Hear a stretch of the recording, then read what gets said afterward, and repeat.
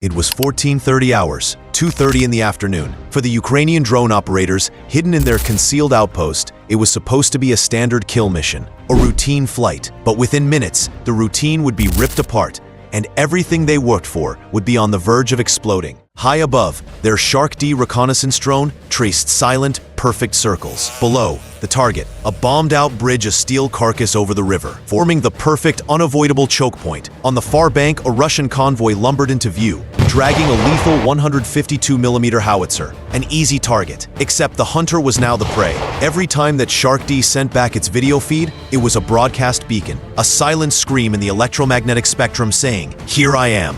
The Russians were listening. They were waiting. The convoy crawled at a sluggish 15 kilometers per hour toward the bridge. The Ukrainian strike team, 4 kilometers away, was racing the clock. But between them and the target, 3 deadly, invisible layers of Russian electronic defense waited. They had already swallowed over 30 Ukrainian drones whole. This system, the ZooPark, it wasn't designed to hunt drones. It was engineered to track incoming artillery shells, calculate their origin, and call down a storm of steel on the enemy's guns. But the Russian engineers had a flash of dark brilliance. Drone control signals are just radio waves, and radio waves, they can be tracked. The ZooPark locks onto your signal and draws a line straight back to you. Multiple lines from multiple ZooParks intersect at one single devastating point: your position. 3 minutes after that intersection, you don't hear the artillery, you just feel it. The operators knew the deadly statistic. Stay on the air for more than 5 minutes, and there's a 40% chance you'll never transmit again. The Russians called it counter-reconnaissance by fire. No visual needed, just detect, calculate, devastate. The Ukrainian teams had become electronic ghosts. They were frequency hopping, leaping across 128 channels every second. They never rested on one frequency long enough for the ZooPark to get a fix. Their transmissions were short, sharp bursts, 0.3 seconds of data, then a terrifying 30 seconds of silence. Just enough to keep the drone flying. Not long enough to be found. But the shadows grew darker. Thermal sensors flared. A Russian Orlan 10 reconnaissance drone was closing in. The Russians knew they were nearby. They had launched their own hunter. That Orlan's thermal camera could pinpoint the warmth of a human body from 2 kilometers away. The Ukrainian team faced a deadly choice: maintain eyes on the target or vanish under thermal blankets and fly blind. They chose to vanish, but first, the strike team 4 kilometers away needed the kill data. A direct radio handoff would be suicide. Both teams transmitting then double the electronic signature. Instead, they executed an ingenious move. The Shark D dropped a digital breadcrumb. One tiny encrypted data packet sent on a forgotten frequency, 433 MHz. GPS coordinates, convoy speed, attack vector. Total transmission time, 0.3 seconds. Too brief to triangulate, too encrypted to decode, too irrelevant to even be noticed. The ghost had passed the torch. The strike team got the packet.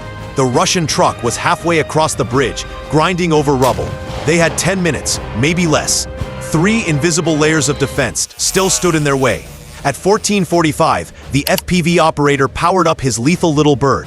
A 7-inch carbon fiber frame, 2 kilograms of shape charge. Battery life, 7 minutes. The target was 4 minutes away. Should be a clean run.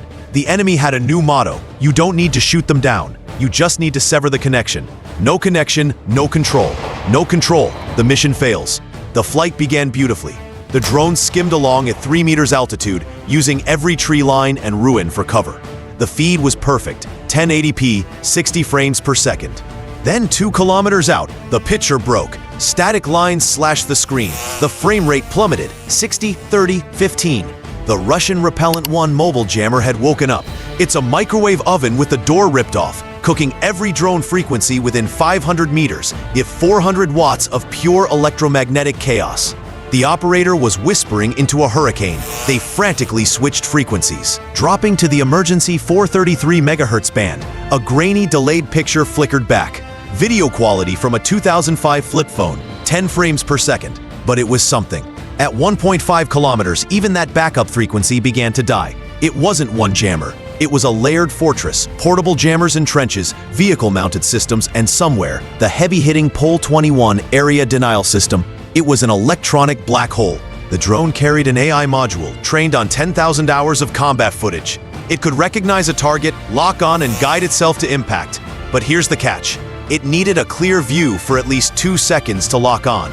And the lock range was only 400 meters. The drone had to fly another 1,000 meters through that digital storm, blind, just for a chance. The operator went to dead reckoning. Last position, plus convoy speed, times elapsed time. He flew by instrument data alone.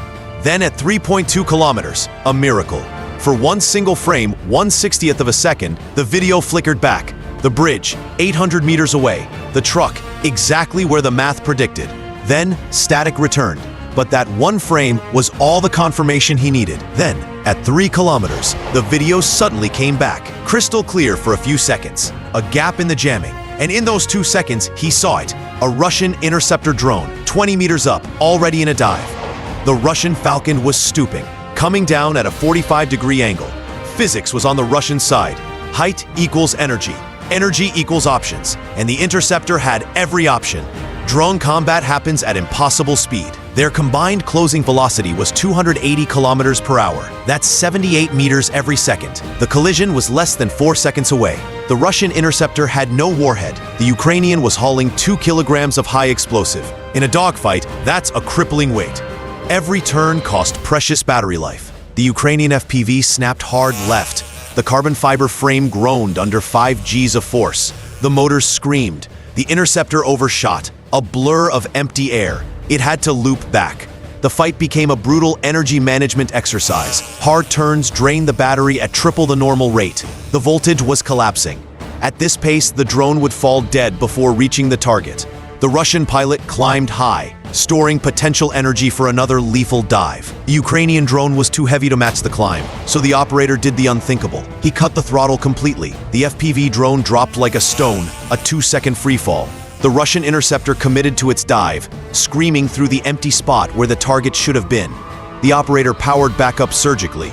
Too much throttle and the sudden torque would flip the drone. Too little and it would crash. He applied 30% throttle, stopping the descent 3 meters above the ground. Parentheses. The drone wobbled violently, fighting for stability. They were now matched in a low-energy state. It became a turning fight. The lighter Russian drone began to gain ground, pulling harder turns, inching into the Ukrainian drone's blind spot.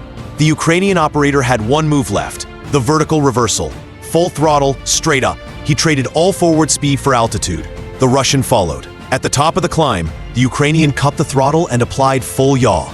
The drone spun 180 degrees in less than a second, its nose now pointing straight down at the climbing interceptor. They were on a collision course. The Russian pilot committed, but at the last instant, the Ukrainian rolled hard right. The interceptor shot past, a miss by mere meters. The Ukrainian drone leveled out at 5 meters, racing for the bridge. The duel took 18 seconds. The drone had used 30% of its battery just to survive. Voltage was critically low. The truck was 3/4 across. The operator could see the final obstacle. 3 Russian soldiers, weapons raised. They knew the drone was coming.